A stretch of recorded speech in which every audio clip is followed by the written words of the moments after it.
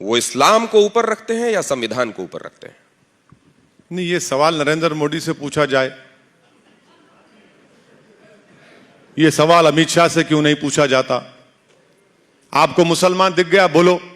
मैं यही तो कह रहा हूं ना कि आप जिस प्रिमाइस से आते हैं, आपके दिल में बात क्यों पैदा होती है कि मुसलमान से पूछा जाए कि वतन के तुम वफादार हो या नहीं हो? क्या आप ये सवाल करेंगे मौलाना अबुल कलाम आजाद से? क्या आप सवाल करेंगे अल्लामा फजल खैराबादी से? क्या आप सवाल करेंगे जौहर बरदरान से? क्या उन उलमाओं से सवाल करेंगे जिन्होंने देश की आजादी के लिए जिहाद का फतवा दिया था? ये क्या बात है? बोलिए, 75 साल की आजादी मना रहे हैं, मगर आपके दिल में अभी भी एक कीड़ा है कि मुसलमान वफादार है या नहीं है। मैंने भारत के संविधान के ऊपर अल्लाह के नाम पर ओथ लिया है। अब इससे बढ़कर अब मुझे आपसे वफादारी की सर्टिफिकेट की जरूरत नहीं है। आप क्या सोचते, मुझे उसकी फिक्र नहीं है। मैं ये कह रहा हूं कि देश में मुझे अपने मजहब पर चलने की पूरी इजाजत है। मुझे देश के चप्पे चप्पे से मोहब्बत है। मैं जब तक जिंदा रहूंगा, इस सरजमीन पर रहूंगा, जब अल्लाह की तरफ से वक्त आएगा तो इसी जमीन में चला जाऊंगा। अब इसके बावजूद भी अगर आप मुझ पे पूछा जाएंगे कि ये सवाल है, क्या सवाल है? ये तो गलत सवाल है। आपका ये सवाल उठता ही नहीं चाहिए, प्रेमाइस गलत है इसका। संविधान पर आपका अकीदा है, संविधान को आप सबसे ऊपर रखते हैं? बिल्कुल, संविधान से देश चलेगा ना। संविधान से देश चलेगा। तो संविधान में आर्टिकल 44 के संदर्भ में आपका क्या ख्याल है? संविधान में शराबबंदी पर आपका क्या पोजीशन है? आप लोग 6:30 बजे के बाद पीते हैं, टून हो जाते हैं, इसलिए आप डायरेक्टर प्रिंसिपल की बात नहीं करते। बताइए क्यों नहीं करते आप? संविधान में इस बात का जिक्र है कि भारत के जो नेचुरल रिसोर्सेस हैं इक्विटेबल डिस्ट्रीब्यूट होना चाहिए। आज देश की 55% वेल्थ 5% लोगों के पास है, वो डायरेक्टर प्रिंसिपल भूल गए आप। अनएम्प्लॉयमेंट का जिक्र देश ने किया था। 1947 के बाद हमने कहा था कि वी विल इरेडिकेट पॉवर्टी। आज सबसे बड़े प्रदेश का मुख्यमंत्री कहता है कि भाइयों बहनों, अब 23 से 21 साल कर दिए, खुश हो जाओ। डायरेक्टिव प्रिंसिपल में ये चीजें भी हैं। आप 44 की बात करते हैं, तो बताइए 44 में आप क्या करना चाहेंगे? गोवा में अगर एक हिंदू भाई और उसकी वाइफ को मेल औलाद नहीं होती है तो वो दूसरी शादी कर सकते हैं। आप यूनिफॉर्म सिविल कोड की बात करते हैं, क्या आप जाकर हिमाचल प्रदेश में एग्रीकल्चर लैंड खरीद सकते हैं? नहीं खरीद सकते। आप यूनिफॉर्म सिविल कोड की बात करते हैं कि हमने संविधान में नॉर्थ ईस्ट के मिजोरम, नागालैंड को, उन स्टेट्स को उनका कल्चरल राइट प्रोटेक्शन का संविधान में इख्तियार दिया। चलिए करके देखिए क्या तमाशा होता है वहां पर। यूनिफॉर्म सिविल कोड की जरूरत नहीं है, मेरा मानना है। इस देश की खूबसूरती उसकी डाइवर्सिटी है। और याद रखिए कि असदुद्दीन ओवैसी को बइज़्ज़त मुसलमान आर्टिकल 29 का जो फंडामेंटल राइट है, मुझे राइट टू कल्चर का प्रोटेक्शन है। मुझे उस पर आप कैसा छीन सकते हैं मुझसे? आप आर्टिकल 29 मुझसे आप नहीं, मेरा सवाल आप दूसरी तरफ ले गए। दोनों ही बार जब मैंने आपसे बात पूछी, मेरा ना मंतव्य था आपसे जब मैंने ये पूछा कि आप इस्लाम को या संविधान को किसको ऊपर रखते हैं, मैंने बहुत पर्पस के साथ वो सवाल किया था, लेकिन आप दूसरी तरफ ले गए। दूसरे जब मैंने आपसे आर्टिकल 44 पूछा, मैं खेत की बात कर रहा हूं, आप खलिहान की बात करने लगते हैं। मैं आपसे पूछ रहा हूं आर्टिकल 44 के संदर्भ में, आप तुरंत उसको दूसरी तरफ। आप 6 बजे के बाद शराब पीना तुम किसके संदर्भ में कह रहे हैं मुझे नहीं मालूम, लेकिन मैं आपसे एक बात जानना चाहता हूं। आप परमिट कीजिए, मैं आपसे एक बात जानना चाह रहा हूं।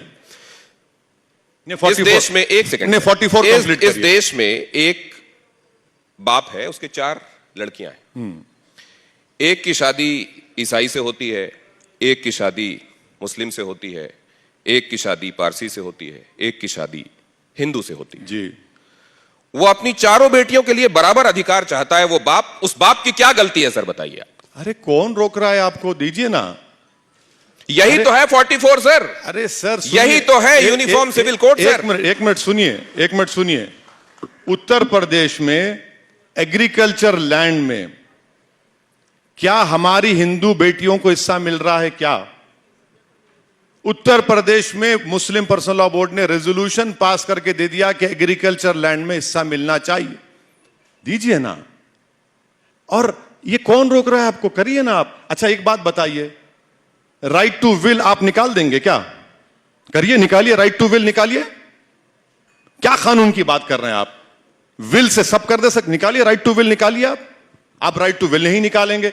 आपको लगता है कि ये मुसलमान, अरे छोड़िए ना। आप देश को देखिए पूरा। आपको लगता है नहीं 4 बेटियां हैं, अरे भाई 4 बेटियां हैं, उसको क्या करना है? जैसे आपने कहा कि एक से दूसरी शादी, ठीक है, स्पेशल मैरिज एक्ट में करिए आप शादी, कौन रोक रहा है आपको? मगर मेरा जो कल्चर का प्रोटेक्शन आर्टिकल 29 में है, आप मुझसे क्यों छीनना चाहते हो उसको, मुझे समझ में नहीं आ रहा। और आप ये क्यों गलतफहमी आपको है कि आपका कल्चर अच्छा है और मेरा कल्चर गलत है? ये बिल्कुल गलत है। ये किसने कब कहा कि अरे आपका कल्चर नहीं, ये आप आपने ये देखिए, सवाल करके आपने ही देखिए, बता रहे हैं। अब आपने कुछ दो चीजें खुद साबित कर दी।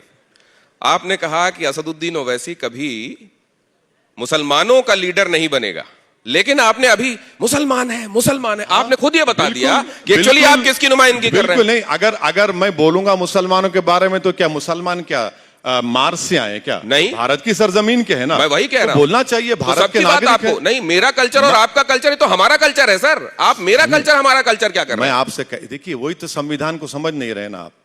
अगर आप आर्टिकल 29 पढ़ लीजिए खोल के, जरा पढ़ लीजिए खोल के आर्टिकल 29। वो सवालात हैं आपके, व्हाट्सएप ग्रुप है वो आपका। वो आर्टिकल 29 में तो कल्चर का प्रोटेक्शन मुझे दिया गया है, आप क्यों छीनना चाहते हो उसको? अच्छा, आपको मालूम कि नॉर्थ ईस्ट स्टेट्स में कल्चर का प्रोटेक्शन दिया गया है? अरे हर जगह का कल्चर इस देश की खूबसूरती है।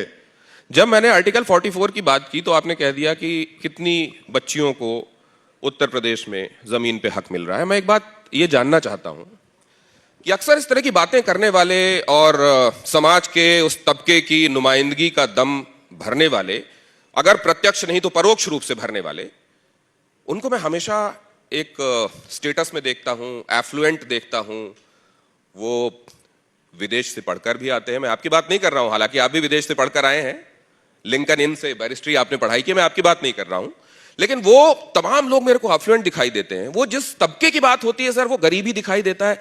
ये भी थोड़ा मुझको आप माजरा समझाएंगे, क्योंकि आप तो सर ऊपर से नीचे तक पूरा मशीन भी देख चुके हैं। आपका सवाल खुल के करिए। आप क्या पूछना चाह रहे, खुल के करिए। मैं आपकी समझ में नहीं आया आपको, नहीं मैं समझ में समझाता आया, मुझे नहीं समझ में आया सर। आपकी तरह अक्लमंद होता तो एंकर बन जाता। आर्टिकल 44 की बात करने पर उसको जिन गलियों में घुमाया, मुझको नहीं, गलियों में नहीं, नहीं, आपने कई सारी चीजें समानांतर रूप से खींची सर। मैं ये कह रहा हूं कि ये होना है तो ये भी साथ में हो जाना चाहिए। वो क्यों नहीं हुआ, फिर ये बात करेंगे, तब ये बात होनी चाहिए। ये जो झमेला है सर, इसके चक्कर में ये तो नहीं होता कि कुछ लोगों ने मुद्दों को हमेशा जिंदा रखा है ताकि उन मुद्दों पर उनकी अपनी खेती बाड़ी पॉलिटिक्स की वो बढ़िया जारी रहे, वो एफ्लुएंट रहे, उनका कुल खानदान कारोबार चलता रहे और वो मुद्दे जस के तस रहें। ये मैं पूछना चाहता हूं। देखिए, मैं आर्टिकल 44 की मुखालिफत इसलिए कर रहा हूं क्योंकि पिछले लॉ कमीशन को मैंने अपने ओपिनियन पूछे थे तो हमने लिख कर दिया उनको। और आज भी आपसे कह रहा हूं कि आर्टिकल 44 का वायलेशन या आर्टिकल 44 को इंप्लीमेंट करना या जो भी कानून बनाना, उसके खिलाफ हम इसलिए हैं क्योंकि हमारे को राइट टू कल्चर आर्टिकल 29 का हमारा हिस्सा है। हम अपने कल्चर को, जो फंडामेंटल राइट है, फंडामेंटल राइट को आप नहीं छीन सकते मुझसे। आप दिनेश साहब, मेरा फंडामेंटल राइट है। अब आप ये बताइए कि इसमें एफ्लुएंट, उसमें क्या है? भाई मैं ये कह रहा हूं कि आप एफ्लुएंट की बात कर रहे हैं ना, संविधान में डायरेक्टिव प्रिंसिपल लिखा है कि देश के नेचुरल रिसोर्सेज सब में इक्वली डिस्ट्रीब्यूट होनी चाहिए। मैं आपको डेटा दे रहा हूं कि देश की 55% दौलत 5% लोगों के पास है। वो क्यों हो रहा है? देश का पूरा एयरपोर्ट, देश के पूरे पोर्ट्स एक आदमी के पास क्यों है? बताइए मेरे को। ये क्या डायरेक्टिव प्रिंसिपल का वायलेशन नहीं है? आप बताइए मेरे को। गरीबी, आप 4 साल का टीओडी करते हैं, आप गरीबी उसका मुकद्दर बना रहे। उस पर देखिए ना, अनएम्प्लॉयमेंट 8% है, आप उस पर नहीं बात करेंगे। किस पर बात करेंगे आप? आप सुनिए, इसी तरीके से जनसंख्या नियंत्रण पर भी बात नहीं होना चाहिए? करिए बात आप। हाँ, अच्छा बात किया आपने। 2020 दिसंबर में नरेंद्र मोदी की सरकार ने सुप्रीम कोर्ट को लिखकर एफिडेविट दिया कि 2 चाइल्ड नॉर्म के हम खिलाफ हैं क्योंकि टीएफआर रेट गिर चुका है। अब आप मुझे बोलेंगे, अच्छा परसों जो नेशनल फैमिली हेल्थ सर्वे आया 1 महीना भर पहले, उसमें देख लीजिए टीएफआर रेट जो पहले मुसलमानों का था अब कितना है, आप देख लीजिए ना। तीसरी अहम बात यह है कि जो देश के प्रधानमंत्री और भाजपा वाले नहीं बताते हैं कि इस देश में जो डेमोग्राफी है वो किसी विश्व में किसी कंट्री के पास नहीं है। आप उस डेमोग्राफी के लिए क्या कर रहे हैं बताइए ना। छोड़िए ये सब आप जो बातें कर रहे हैं। भाई अगर 50% आबादी हमारी 25 साल से कम उम्र की है, 60% आबादी 45 साल की, तो आपने नौकरियां क्यों नहीं दी उनको? आपने नौकरियां नहीं दी।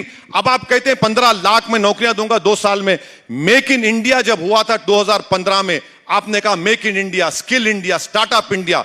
देश के प्रधानमंत्री ने कहा था कि मैं 10 करोड़ नौकरियां दूंगा 2022 तक। कहां गया डेटा? वो आप उस पर बात ही नहीं करते।